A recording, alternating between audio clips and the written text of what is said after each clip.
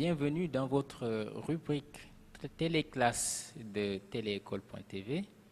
Je m'appelle Mohamedou Tafsir Sakho, enseignant-chercheur à l'Université d'Orléans et à l'Université polytechnique de l'Ouest africain de Dakar.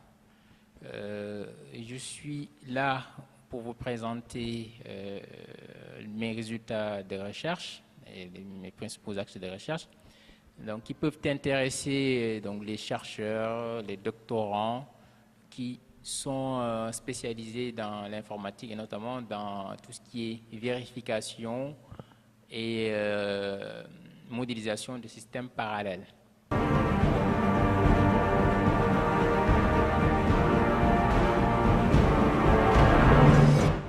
Donc, quand on parle de programme informatique, il s'agit souvent de programmes séquentiels, donc où les instructions sont exécutées par ordre, donc au fur et à mesure. Donc, on fait une instruction A, donc suivie d'une instruction B, et ensuite suivie d'une instruction C.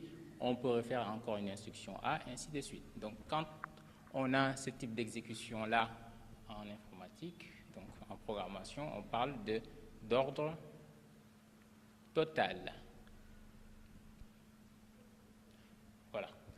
Maintenant, si on veut parler de parallélisme, donc quand on parle de parallélisme, ça signifie qu'on se permet de faire des actions en simultané.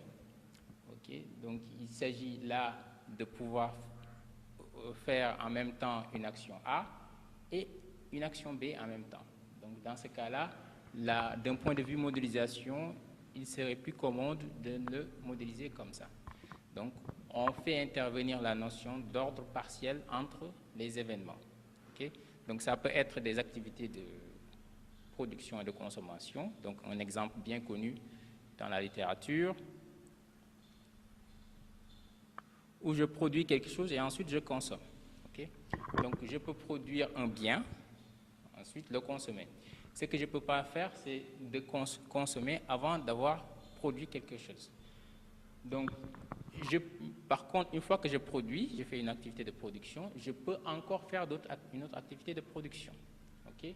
Donc, on dit dans ce cas-là que cette activité de consommation-là et cette activité de production-là sont indépendantes. En fait, ne sont pas comparables parce qu'ils ne sont pas liés par une relation d'ordre, ils ne sont pas ordonnés. Okay? Par contre, les flèches qui sont là désignent bien un ordre entre ce P qui est là, donc une activité de production, et cette activité de production-là. Okay? Donc ça, c'est le fameux exemple du producteur-consommateur, donc qui exprime une façon de modéliser un programme parallèle. Okay? Et dans ce cas-là, on appelle ces modélisations-là donc POM7. Donc, POM7, emprunté du l'anglicisme partial order multiset. Okay? Donc, mes activités de recherche portent sur ça, en fait, sur ce type de modélisation-là. Donc, comment modéliser des programmes parallèles. Okay?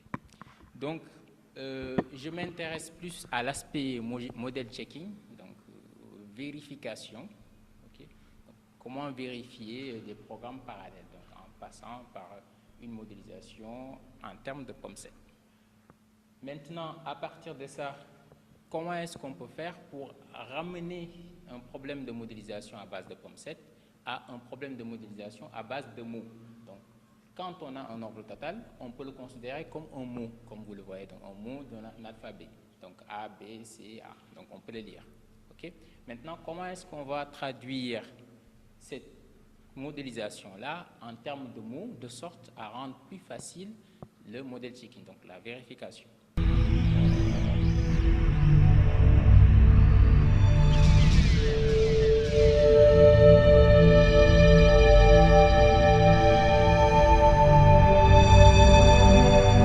Je vais vous parler de téléécole.